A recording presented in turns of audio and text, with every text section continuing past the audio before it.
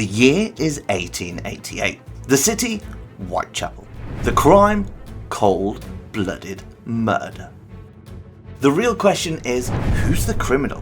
What kind of man would kill 5 women with such finesse that even 136 years later, no one has been able to put a name to his mysterious identity? They call him Jack the Ripper, and today we're taking a deep dive into his reign of terror in 1800s England.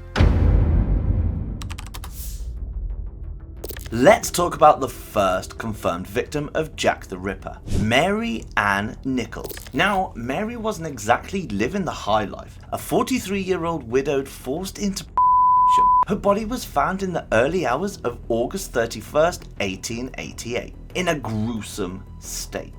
The details are enough to turn your stomach. Her throat was slashed, her abdomen ripped out with surgical precision. Now, some suggested it was simply a drunken brawl gone wrong, and in any other case, people would have believed that theory, but there was a witness. A passerby saw a man arguing with Mary just before the whole thing went down, but decided not to intervene. Her body was found only half an hour after her death, which means the Ripper could have been lurking in the shadows whilst the police investigated the crime scene. The police, well, let's just say the limited technology of the Victorian era held them back. Crime scene preservation, not a thing back then. The police, well, let's just say the limited technology of the Victorian era held them back.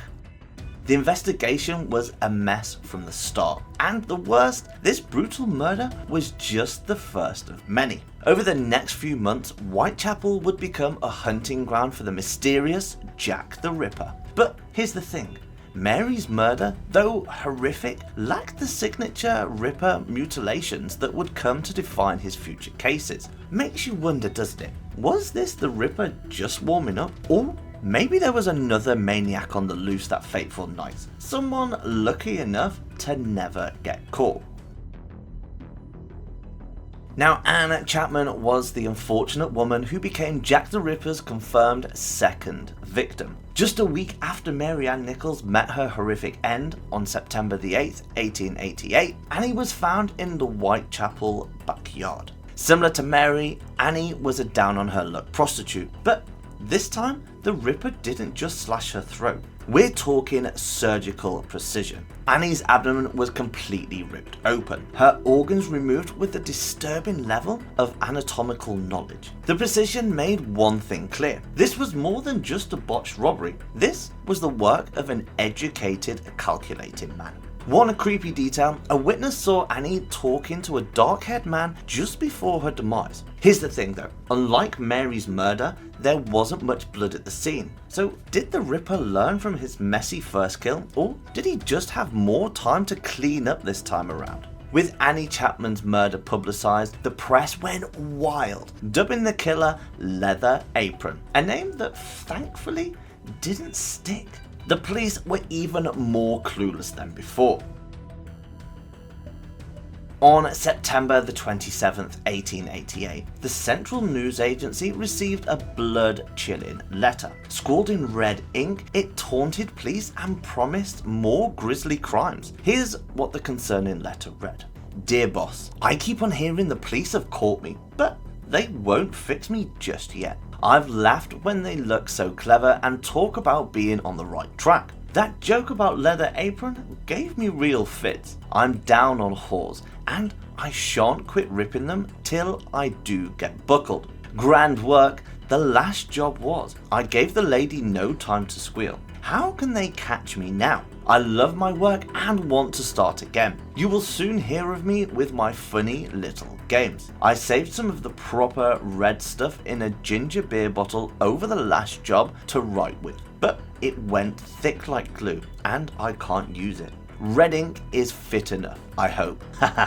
The next job I do, I shall clip the lady's ear off and send to the police officers just for a jolly. Wouldn't you? Keep this letter back till I do a bit more work, then give it out straight. My knife's so nice and sharp, I want to get to work right away, if I get a chance. Good luck, yours truly, Jack the Ripper. Don't mind me giving the trade name. P.S. Wasn't good enough to post this before, I got all the red ink off my hands. Curse it, no luck yet. They say I'm a doctor now. Haha.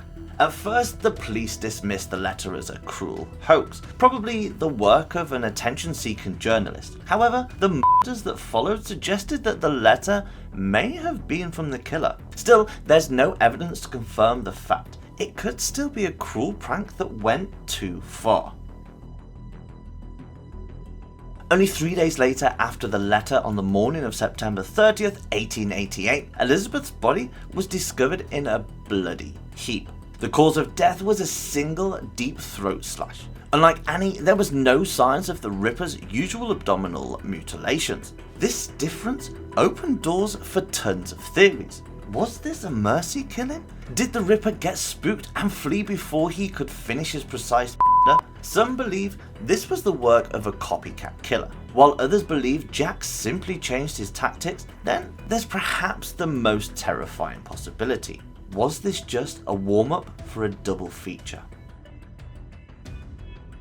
That's right, only 45 minutes later, the mutilated remains of Catherine Eddowes were found in Mitre Square. Catherine's throat was slashed, her face mutilated, and part of her ear was severed. A chilling detail foreshadowed in the infamous Dear Boss letter. Was it actually sent by Jack the Ripper, or simply a lucky guess? At this point, the police were under immense pressure, and theories about the Ripper's identity were making the public more restless every day. In fact, some members of the police even resigned simply due to public influence. The strange thing about Catherine Eddowes' murder was that her kidney was missing. This wasn't true for any of Jack's previous victims. Before anyone could answer any of the chilling questions, a fifth body was found: Mary Kelly. Mary Jane's body was savagely mutilated, far worse than any of the previous Ripper murders. This brutality led some to believe the Ripper was getting bold, thinking he would never be caught. Her body was the most gruesome of all, as it had been virtually skinned down. Unlike the other victims, Mary Jane's body was almost unrecognizable. Plus, there were no clear witnesses to Mary Jane's demise. Mary Jane's murder is often considered the last confirmed Ripper attack. There were other murders around that time, but none that definitely matched the Ripper's MO. That's why these 5 confirmed victims are known as the canonical 5. But some believe that the real number may be far higher. Now, the strangest thing about this serial killer was that he was actually seen by many passers-by right before or even after the murders, but was never caught. Now, that may be because many of the eyewitnesses are wildly inconsistent. It makes pinning down a single accurate description nearly impossible. That's due to a few reasons. Firstly, most of the Ripper murders occurred in dark, secluded corners of Whitechapel. Witnesses were often scared and in shock, and they only caught glimpses of the suspect in poor lighting. Even when there were multiple witnesses, their descriptions varied wildly. Some said he was tall, others short, some said he had dark complexion, others fair. He was seen in different attire, carrying various items, making it hard to pin down a concrete appearance. Still, investigators were able to pinpoint certain characteristics. For instance, most witnesses placed Jack in his 30s or early 40s. He was described as being of medium build. Some mention him looking stocky or stroddy, but not overly muscular. His height was anywhere from 5'5" to 5'9". Witnesses described a dark overcoat, a peaked cap, and even a sailor's hat. Some mentioned him carrying a dark bag, possibly to hide his surgical tools. Some also said that he had a mustache. The Scotland Yard's Violent Crime Command team has characterised the Ripper as perfectly sane, frighteningly normal, and yet capable of extraordinary cruelty. While they have never been able to identify who Jack the Ripper really was, the police were able to come up with some really compelling suspects. Beyond the original 3, the public also suspected many other men of these horrific crimes. Montague John Druitt, born in Dorset in 1857, was a man with a lot on his plate. He was a barrister, but also worked as a teacher on the side to make ends meet. In 1887, he was let go from his teaching job and ended up drowning himself in the River Thames in 1888. Now, some people think he might have been let go from his job for being homosexual, leading to his suicide. However, research reveals that mental health issues actually ran in his family. He was also described as insane by his family members. His death occurred shortly after the final murder, which led Assistant Chief Constable Sir Melvin Macnaghten to consider him a possible suspect. However, Macnaghten's contribution to the Ripper case was already unreliable. Plus, Drew was in Dorset playing cricket the day after the first murder, making it hard to place him at the crime scene. Now, most experts agree the killer was a Whitechapel local, while Druitt lived a good distance away in Kent. Michael Ostrog was a Russian conman and thief who used tons of aliases and even claimed to be a former surgeon in the Russian Navy. Ostrog became a suspect only after the murders were committed, but there was still no proof that he was into anything worse than scamming people or on the occasional theft. Author Philip Sudgeon dug up prison records that showed Ostrog was actually in prison in France at the time of the murders. Jacob Eisenschmidt was a Swiss butcher living in Milford Road. He had a history of severe depression, psychiatric problems, and violent attacks on women in Whitechapel. Past incidences had even led him to psychiatric hospitals. On the 11th September 1888, two doctors concerned by his odd behaviour reported him to the police as a potential Ripper suspect. His own wife painted a pretty disturbing picture: violent outbursts, erratic behaviour, and constant possession of large knives, even when it was unnecessary for his work. She admitted fearing for her life after at least one specific threat. She also mentioned that he abruptly left home 2 months prior, only returning a few times. Eisenschmidt was arrested on the 13th of September. A psychiatric evaluation declared him dangerously insane, and he was admitted to a mental hospital. However, the horrific double event murders of Elizabeth Stride and Catherine Eddowes happened on the 30th of September, clearing him of any connections with the Ripper deaths.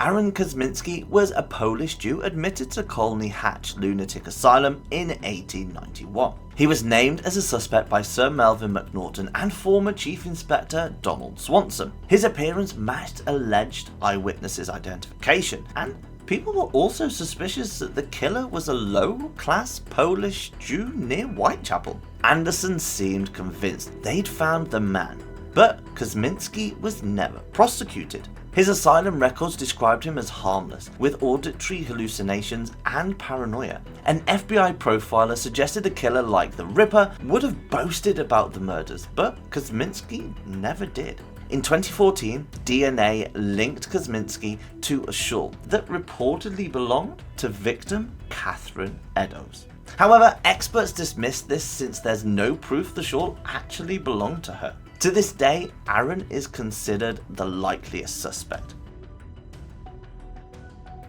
Over 130 years have passed, and the name Jack the Ripper still sends shivers down spines. Some even consider him the most elusive and gruesome serial killer in the world. So, who do you think Jack the Ripper is? Was it a troubled doctor seeking a wicked form of release, or a deranged butcher with anger issues? Or were these murders the works of multiple twisted individuals? Let us know your suspects in the comments below, and thanks for watching.